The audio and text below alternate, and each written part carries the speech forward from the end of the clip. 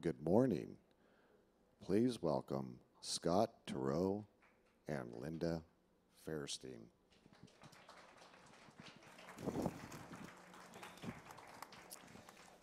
Good morning, early birds. Right.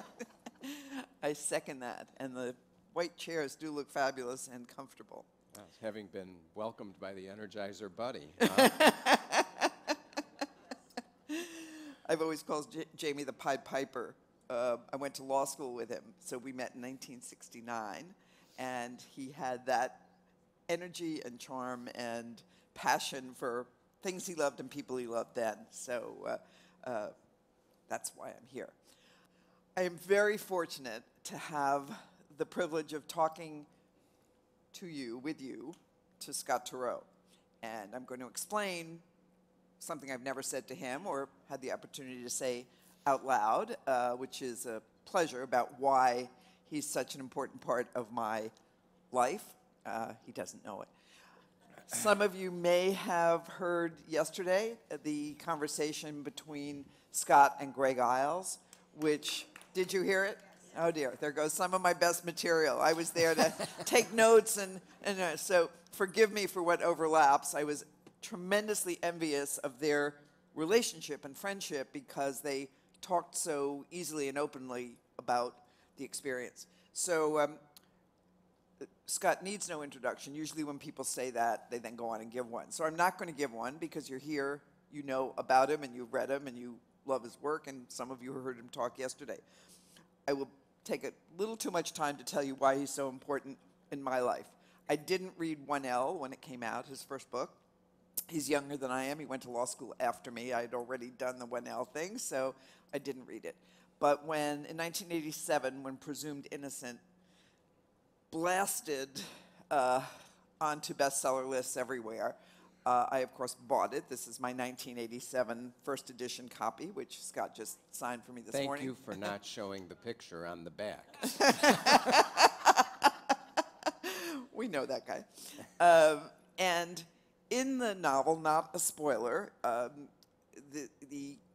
Scott kills a prosecutor, a young woman prosecutor, and she was, I believe, in the Kendall County office, they called it the rape unit. I was at the time in charge of the sex crimes unit in the Manhattan DA's office, and not many people in the 80s knew those units existed or paid attention to them.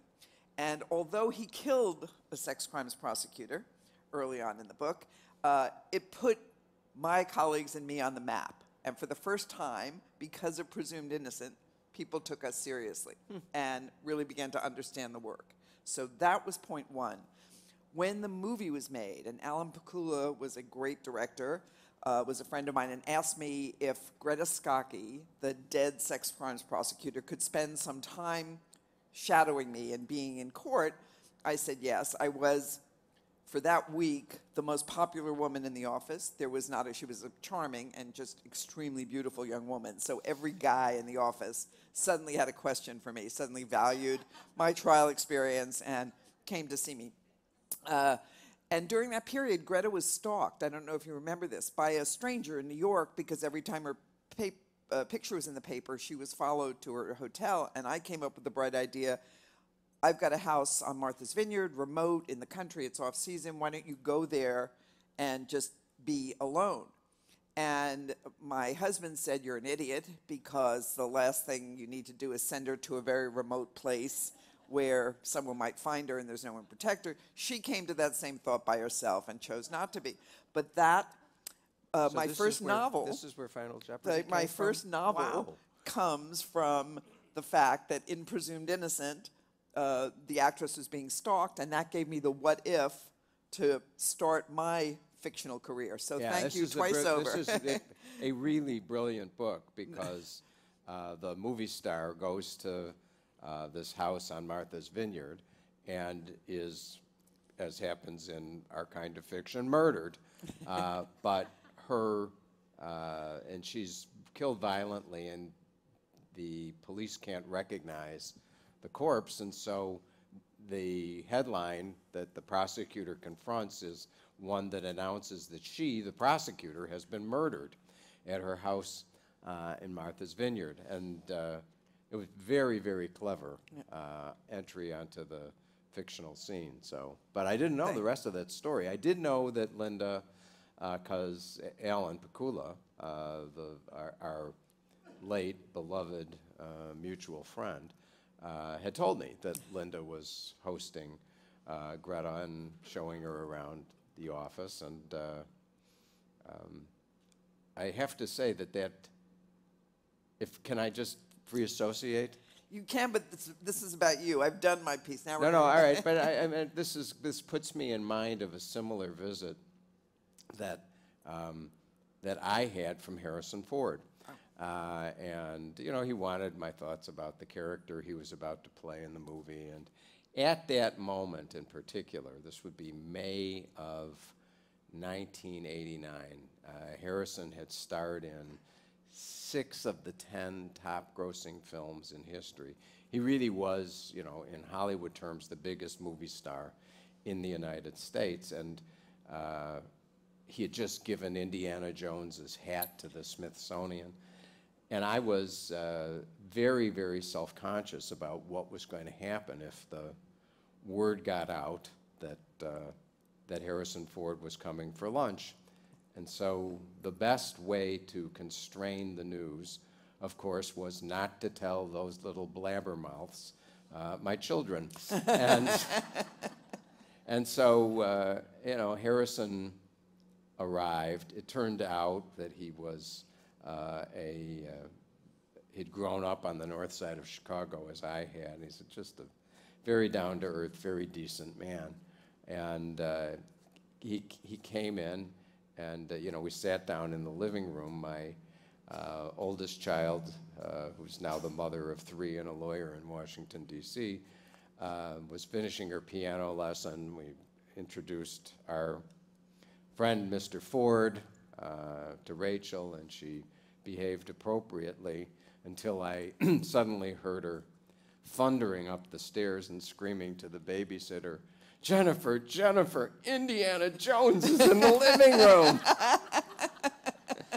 So much for my attempt to be, you know, suave and secretive. Good story. I know some people know, but I would love you to just describe the journey from when you knew you wanted to write to other choices before you actually wrote. Well, I did talk a little bit about this yesterday, but I decided I wanted to be a novelist when I was about 10 or 11 years old. And a lot of this was just sort of cloning my mother's ambition. I always wonder about how much of it was will and how much of it was talent. But that's what I wanted to do. And I don't think in today's America there are as many young people saying, I want to be a novelist.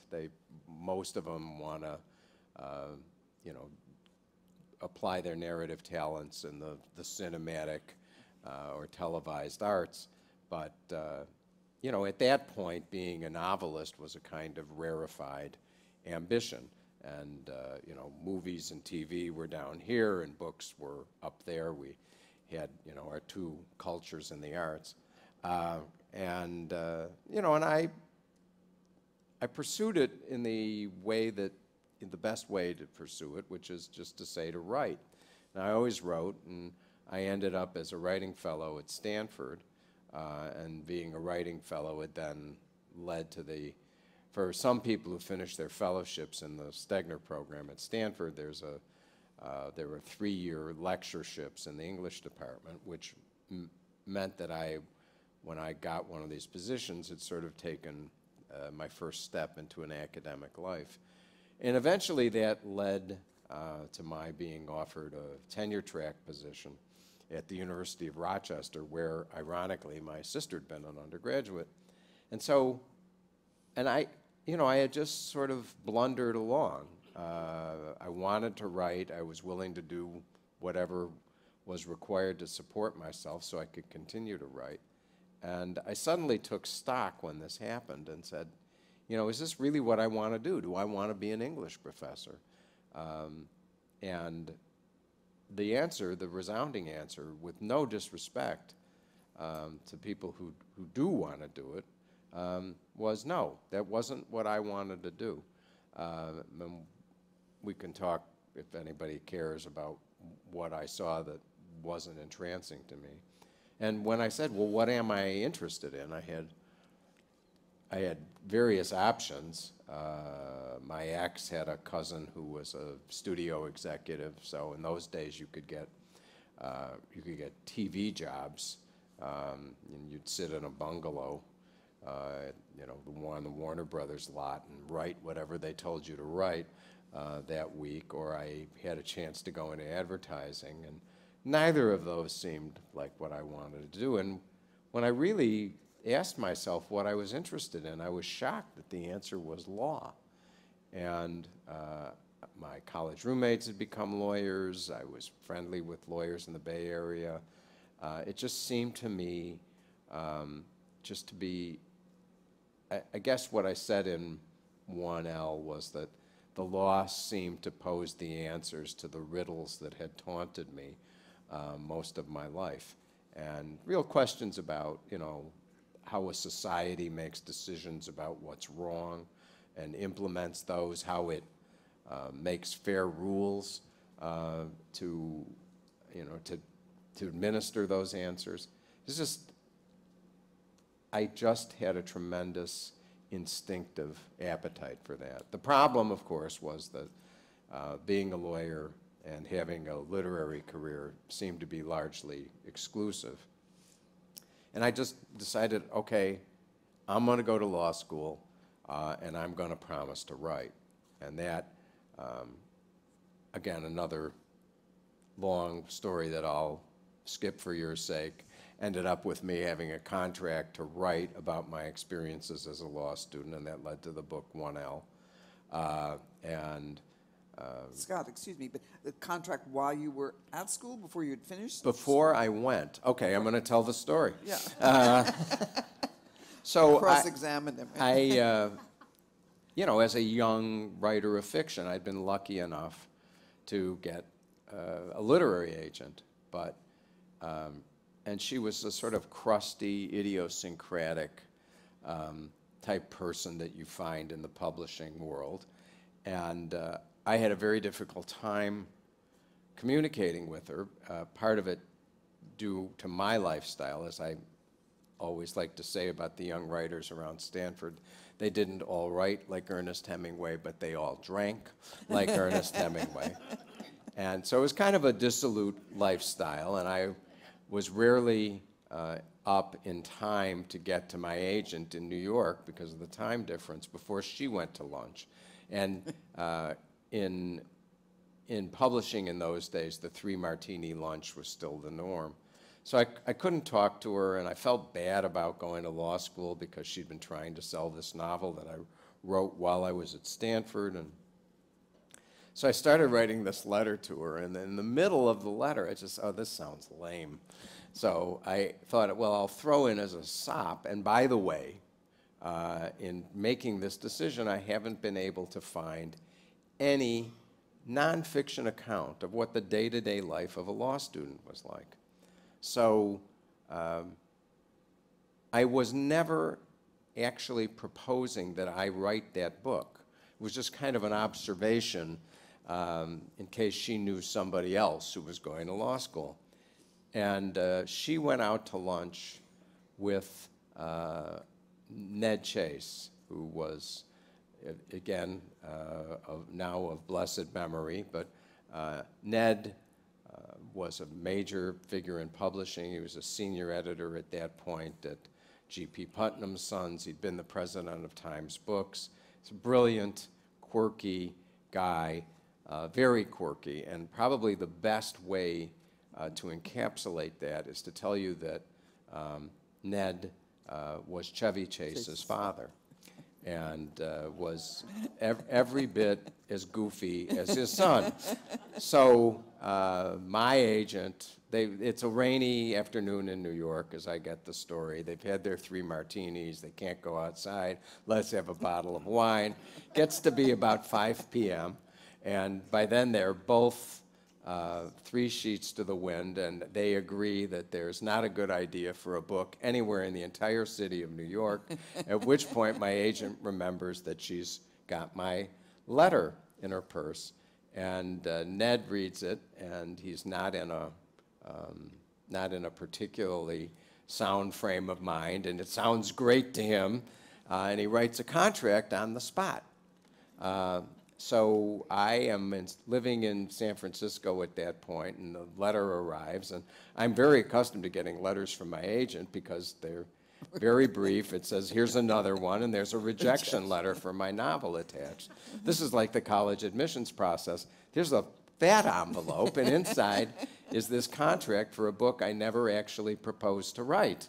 But notwithstanding that, you know, I could have papered that flat in the Mission District with rejection slips, and so I signed the contract immediately and went off to law school, as I like to say, to make new friends and to write about them. And but of course, I got my comeuppance for the way this whole thing had come about after I finished the manuscript for 1L, and I sent it to Ned. There was an anxiety-provoking silence of about 6 weeks, and finally, my phone rings, and it's Ned. And he starts out the conversation. He says, I have just one question for you.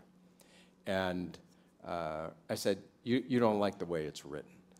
And he said, no, he says, the writing is fine. He told me to read Intern by Dr. X, and actually turned out to be by a surgeon named William Nolan, and The Gospel According to Harvard Business School. And I tried to hew to those models, and he said, no, the writing is fine. So I interrupt again. I say, you don't like the way it's typed? Because I'm in my salad days, and there's literally a broken eye on my typewriter that strikes between the lines. He said, no, he says, we can read the damn thing. He says, I just need you to remind me. He says, why did I ever want to buy this book? And, you know, I'm sometimes called the father of the legal thriller and whatever. I at no point did I ever envision the kind of interest that Americans would eventually have in the law, and which they've shown in the last 30-plus years. But when I wrote back to Ned, trying to convince him to publish the book he'd already bought, I predicted this booming American interest in the law and pointed out that law school applications had quadrupled in the wake of Watergate, and he was ultimately persuaded to not just to buy, but to publish the book. But people always say, didn't 1L come out while you were still a law student and at Harvard? And I say, well, yeah, it did. And they were like, are you that thick that you would publish a book about your professors and fellow students, albeit with names changed, while you were still there? And the reason is because I didn't dare, frankly, take any more time, because I knew Ned would forget again why he wanted to publish the book. So the book came out while I was a third-year law student, and of course, it was greeted with the kind of response that I might have predicted, which is that the people who thought that they were favorably portrayed regarded 1L as a discerning work of high literature. And the people who didn't think they were favorably portrayed had other opinions. And the chief among them, we're now far afield, but I'm going to go on. I'm just going on. You've pulled the string, and Chatty Cathy is going to keep going. So chief among the people who had other opinions of the book was one of my first-year professors who thought he was the basis for the heavy of 1L, a character whom I called Rudolph Perini. And he actually was so agitated as 1L began to gain attention that he finally called a news conference and announced he wanted to abolish any ambiguity. He wanted the world to know that he was the model for Professor Perini, and he was angrier than hell about it. But he didn't sue or anything else, and I thought we had set the matter behind us until the end of my, I guess it was the end of my first semester of my third year. And one of my friends comes running to me with this particular professor's copyright exam. And the last question on the exam went something like this: you are an associate in a large law firm. A senior partner has introduced you to his valued client, Professor Rudolph Perini. Professor Perini has undergone the humiliating experience of having a student, Ray Ripoff, write a book about his daily classroom lectures. Please list all theories under which Professor Perini can sue Ray Ripoff. That's great. So from that, I'm actually getting back to the question. Having seen that, I decided I better go back to writing fiction. And so when I became an assistant U.S. attorney in Chicago, I used the 30 minutes I had every morning on the commuter train to write. And I began actually a short story that I thought was pretty good, but I thinned the soup and tried to turn it into a novel-length work. And that my agent called me. I had a new agent by then, and she said, you know, I've got a young editor named Jonathan Galassi who's interested in this manuscript. And I said, oh, no. I said, I'm working on something else much better. It's about a prosecutor who's charged with murdering his former lover, who is another prosecutor. And she was ready to kill me, of course, but she accepted my decision. And I completed Presumed Innocent about 6 years later. And, you know, for me, the rest is history. Well, we have modern history, too. But 1L, which is on sale in the bookstore, I noticed, remains really a Bible for law students. I mean, readers everywhere read it, but I don't know anybody who goes to law school. It's still in print. It's still considered really, I think, the most interesting, valuable, and written as a student account of being in law school. So that's quite an accomplishment. Presumed Innocent is, as I mentioned, my personal favorite. You were a federal prosecutor, so you were not doing murder cases. I was not. What drew you? Was there a Boston case? Is that well? true? I had been chastened by Professor Perini, and I didn't want to get too close to the environment in which I was working. And of course, when I had been hired against the better instincts of my boss, Tom Sullivan, who was the U.S. attorney in Chicago, and people who had worked with me the summer before wanted me to come to work in the office, and Tom, the idea of hiring a writer in a prosecutor's office just seemed to be a bad idea to him, and so he had hired me, but said, I want you to know. He literally got the Code of Federal Regulations down about the secrets that young prosecutors, all prosecutors, are obliged to keep. And he said, you know, if you do this, you know, you're going to lose this job. And he said, and besides, if you ever write about me, I'm going to kill you. So I couldn't write about the federal courts. And I had worked after Professor Perini. I'm getting glad that I told that story because it explains so much of what followed. After Professor Perini made it clear that I was really in enemy territory on the Harvard Law School campus, I went to work in the Suffolk County DA's office, the Boston District Attorney's office, and spent a semester there.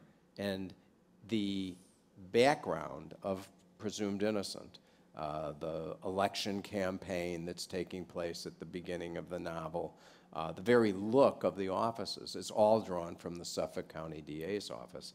And I've confessed to the man for whom I worked, a guy named Tim O'Neill, who went on to become a fabulously successful trial lawyer in Boston, that the notion of Rusty Savage was first hatched working for Tim, because Tim, in addition to being a really good prosecutor, was also a poet. And I thought to myself years later that what if I wrote what would seem to be a traditional mystery, but with a little bit more poetic voice, and sort of gave up the hard-boiled, Mickey Spillane vocabulary, or even the simple declarative sentences of Dashiell Hammett, and went for more literary prose. And that really was inspired by Tim. And so that was what I was thinking about as I wrote Presumed Innocent. Well, it remains, I think, for many of us, the best courtroom thriller ever written, and the twist at the end is so brilliant. I mean, I just go back to it every time I'm trying to power through and think of something to do that way. It remains a brilliant story. I'm going to fast forward, and there's a lot in between. But an entire life. We'll go back to that. The 2017 book by Scott is Testimony. I've read it twice, the second time dog-earing in anticipation of this. Some things to talk about. Again, a brilliant novel of an entire other kind. And we have a later panel, and I'll talk both with Greg Iles and Rick Patterson about this. Rick is a mutual friend of ours and doesn't like, he'll say this himself, titles. I write crime novels. I desperately wanted to write crime novels. I'm happy being called a crime novelist. But as Greg said in his introduction of you yesterday, which I'm going to say for a later time, but a reviewer said of you, if people didn't call Scott Turow a literary thriller, a thriller writer, legal thriller, he'd be in the Pulitzer Prize winning category. Wow. Because as genre fiction, when we're called crime writers or thriller writers, there are some people in the literary world who don't consider us literary. And Scott is so far over because of the quality of his writing and the nature of his thought. I mean, books are about good and evil. Books are about what happens in war, as this one is, and what would you do if you were in a war, and every important to the core moral issue. This one is based on a character who is a lawyer and goes to The Hague. But would you, with that lousy background, tell us now what took you to Testimony, and do you consider yourself, in what genre would you place Testimony, or would you say it defies genre? Well, this, I hope we do get to talk this afternoon about both the pluses and the minuses of being labeled a genre writer. And, I resisted it at first, and I was unhappy about it. And my agent, God love her, said, "Yeah, honey, but your wounds should have healed after the 100,000th copy sold." And the point, of course, is that there are commercial advantages that come with that title. And being really honest, I think I've had pretty much the best of both worlds. I have tried, though, accepting the limitations of being myself, to do different things with each book. And in the year 2000, I had gone to The Hague. I was on book tour in Holland. The American ambassador was nice enough to hold a reception for me and at the ambassadorial residence. And The Hague is a really interesting town. It's really a great place to visit. And it's an international city. There are 11 different international tribunals that operate there, 6 of them criminal. And there were a lot of young American lawyers at work in town, and the ambassador had invited them. And I found myself in a circle of these young lawyers, all of whom were agreeing quite eagerly with the notion that one of them had floated, which is, you've really got to write a book about this place. And the international criminal tribunals in particular deal with war crimes. And the argument that they were making was that, first of all, the cases themselves are fabulous because these are massive crimes of incredible gravity, crimes against humanity, just, you know, things that aren't easy to think about, but important to write about. Then there was what went on in all of these international courts, which is the jostling between nations and the kind of diplomatic back channel. So there's politics in every courthouse, but this is international and global politics with sometimes very high stakes. And again, it's also an environment where people very often are expats living away from home, and so the sort of romantic entanglements that have made a frequent appearance in my novels, they're also, that's apparently a staple of life in The Hague. Now, usually when people say to me, oh, I've got a great case, you've got to write about this case. This is such an unbelievable injustice, you won't believe it. It'll be obvious on the face of things just when I tell you about this case. The judge obviously took a bribe. What they are talking about is their divorce. And,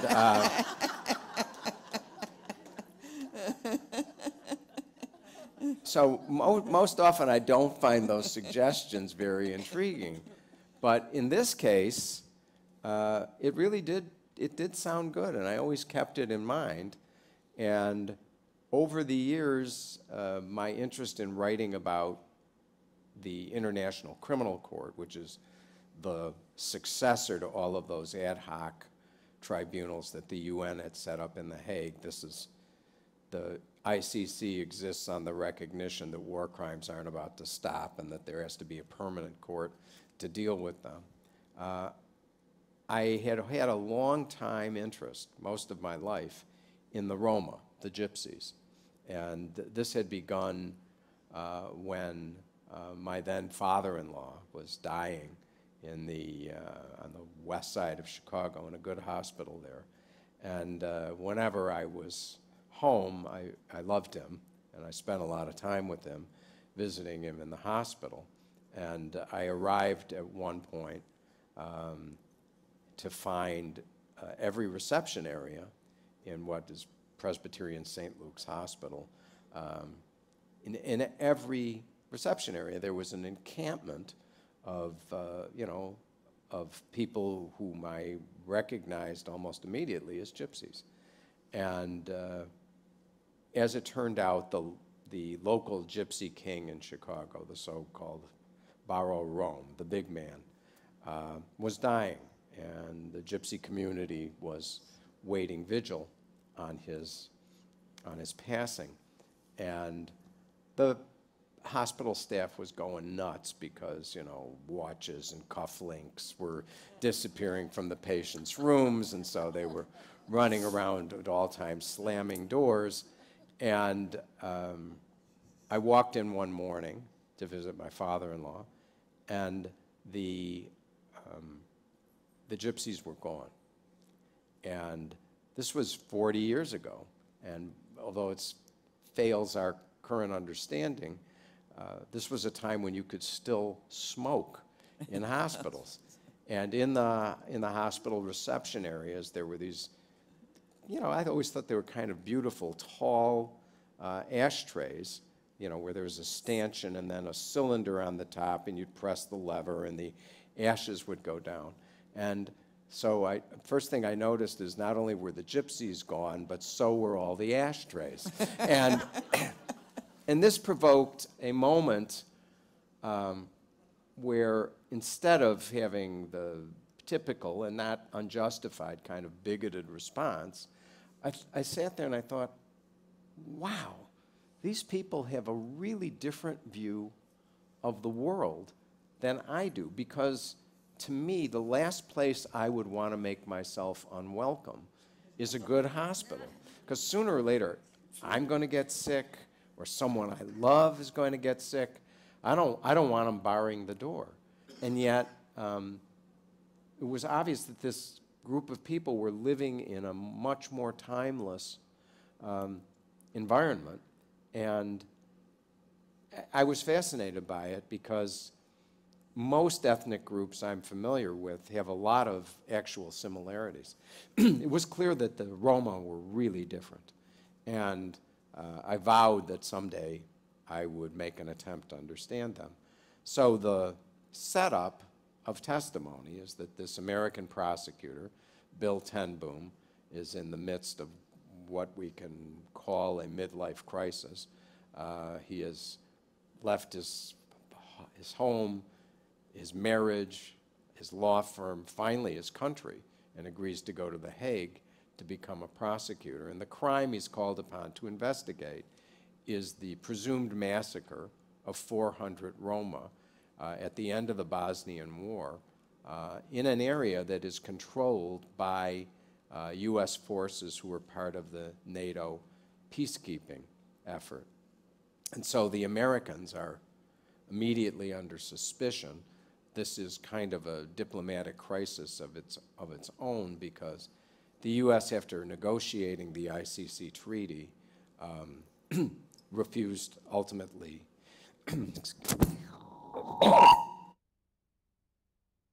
That's good. Now I killed the microphone. So I'll speak up. I think it's coming back up. What happened was that the leaders of our armed forces didn't like the idea of American troops possibly being put on trial in The Hague, and the Congress ultimately passed something called the American Service Members Protection Act, which provides that the President of the United States is literally authorized to go and get any American service member who is charged with a crime in front of an international tribunal, and it's aimed squarely at the ICC. And throughout Western Europe, they refer to this, ironically, as the Hague Invasion Act.